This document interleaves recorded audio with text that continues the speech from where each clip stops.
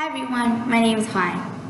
You can see that my voice has changed a bit and my face is a bit swollen because this has been a crazy week for me. But I feel lucky that I can still sit here to tell you the story and continue the challenge. Hope you like it and hope you can still feel the feelings of mine, the exciting feelings of mine, while telling you the story. It's called A Crafty Escape, written by Susan Lennox, from beginning A to Z. Let's do it. Okay, so it's the story in the 19th century. Imagine that your life depends on how well you disguise and play your part. That's the case of the Craft couple. And let me provide you some background information. In the 19th century in the United States, there was a big problem called slavery. Enslaved people, especially black people, were treated unfairly, and they did not have any rights like white people. They could be killed, they could be beaten, and harshly punished if they angered their enslavers. They were treated like property. They could be sold and bought.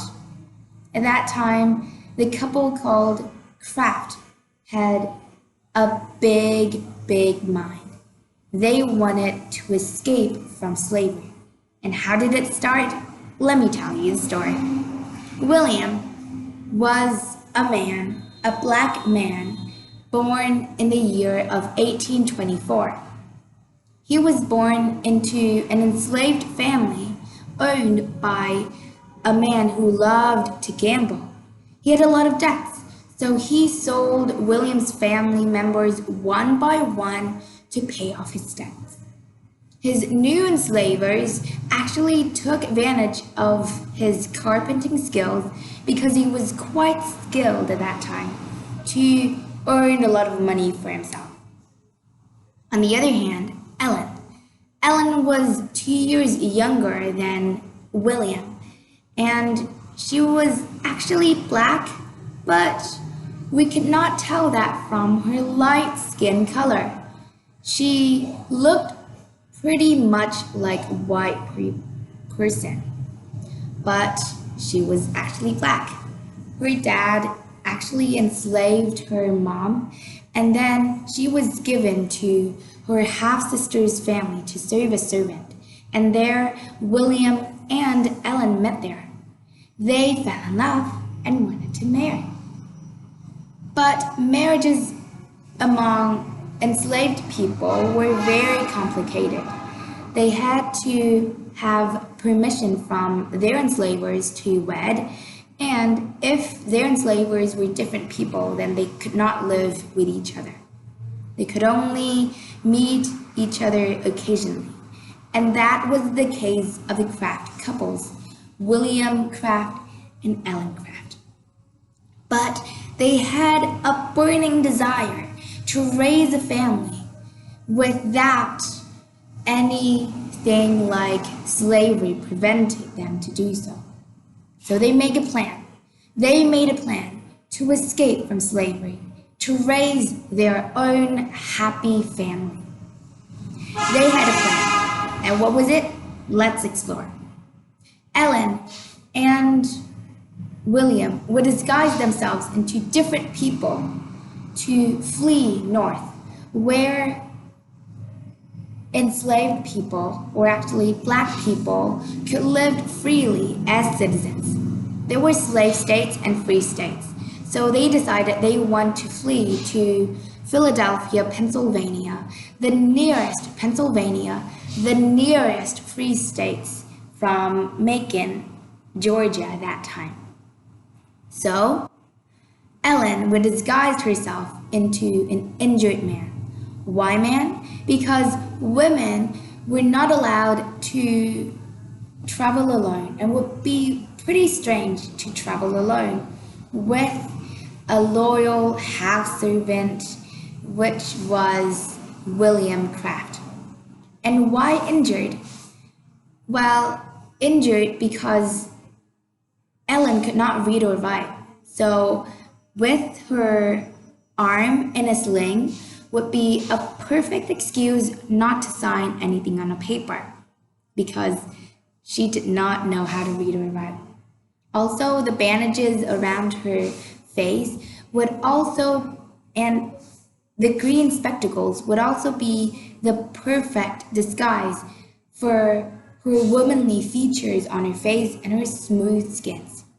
So, and on the date of December 21st, 1848, the couples flew. They started their journey with the train tickets on to Savannah, Georgia. And they encountered their first instant hurdle. On the train cars, actually at that time, white and black people were segregated on vehicles like trains or buses, so they could not sat with each other. They had to sat separated from each other. And William met instantly the owner of his cabinet making shop. And he was fearful. He had to crouch down to a seat to hide away from his owner, and he was shaking at that time.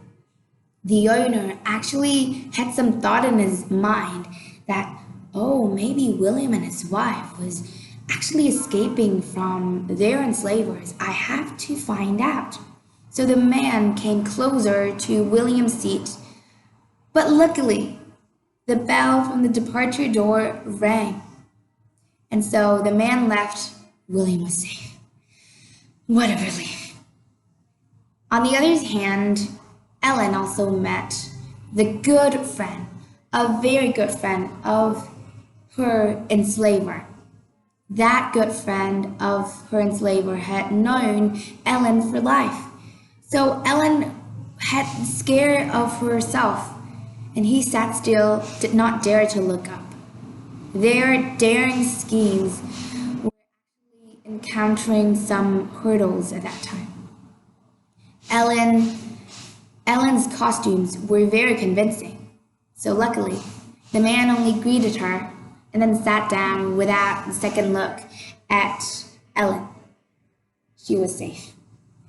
Down the train, they headed to a boat from Charleston's, and then from Charleston's to Philadelphia of Pennsylvania, they had to go to another boat, but at that time they wanted to check the paperwork of the ownership of William. So the clerk refused to actually sign the paper to let them board. But how lucky, the boat captain from their previous ride actually vouched them, kind of like gave them the voucher to let them board. What a relief. And that was not the last hurdle, because this was it. When they arrived in Baltimore, Maryland, there were border patrols. Border patrols were settled between free states and slave states to control, to make sure that escapees did not escape from slave states to the north of the United States. And at that time, William, also Ellen, were asked and were forced to take out their paperwork, the ownership of William, the enslaved person. But of course, they did not have those. And they thought that their quest for freedom would end there.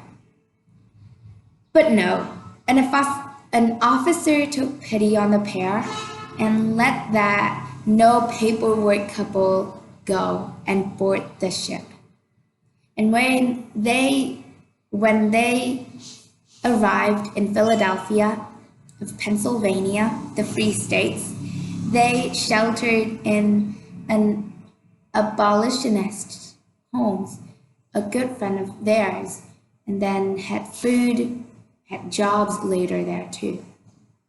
And how could they escape to different routes? It's actually thanks to the Underground Railroad created by Harriet Tubman earlier. Those were the trails, underground trails, where houses established and then provided foods and shelters for escapees, and then also directions to freedom to the north. And in Philadelphia, and a few weeks later, the Craft couples actually decided to move to Boston, Massachusetts to look for jobs.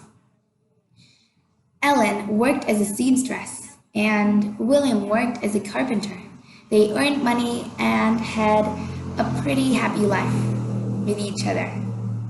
But their happiness actually didn't last long. Oh no, because in 1850, an act was passed by Congress called the Fugitive Slave Act. That was a cruel act in which escapees or abolitionists or anyone helping escapees escaped from slave states to free states or helped escapees in general were fined $1,000, which was a large sum at that time. It was still a large sum now. People were scared, and bounty hunters were established to go and hunted for enslaved people, escapees. At that time, the Craft couples were kind of stunned and surprised and afraid and fretted. They didn't know what to do, but they did know what to do. They wanted to escape to another country. Which country? England. They decided to have another journey to England, particularly London, to escape from the Fugitive Slave Act. Let's have some background information of the Fugitive Slave Act. The Fugitive Slave Act, also called the Bloodhound Law. The Bloodhound was actually the name of a dog breed that people or bounty hunters used to track the enslaved people. They were very scary. And once they enslaved people or escapees were caught, they would be harshly punished. They would be beaten. They could be killed also. That was very cruel. Thankfully, the Craft couples arrived in London and they had 5 children there. They also made a lot of speech to influence people on the topic of slavery. They gave lectures and they built schools. They also influenced people in London. They had a happy family there, very happy family. In 1870, they decided to return home to their homeland, Savannah, Georgia. They returned and returned. It was a few years after enslaved people were freed by the Congress and by the government. And in Savannah, Georgia, the couple established 2 schools for Black people and purchased a farmland there. But despite their kindness and despite all of those beautiful things they did for Black people and for the society, the unjust society at that time did not tolerate the couples. No banks actually agreed to have the couples make loan for purchasing the farmland, and also the harassments, angers from the unjust society forced the 2 schools, even 3 schools of theirs to close down. In the end, the couples decided to live with a daughter of theirs and then live there until they died. Well, in the end, we can still see the unjust, the unfair society of American at that time only. But we can still see that the the craft's goal of raising a family without being enslaved were actually achieved. They could live out with each other. They raised a family with each other. They overcame hurdles and obstacles with each other. Everything's together. They did a really good job. And I'm happy that I had been able to tell you this story. Thank you so much for listening. Bye-bye.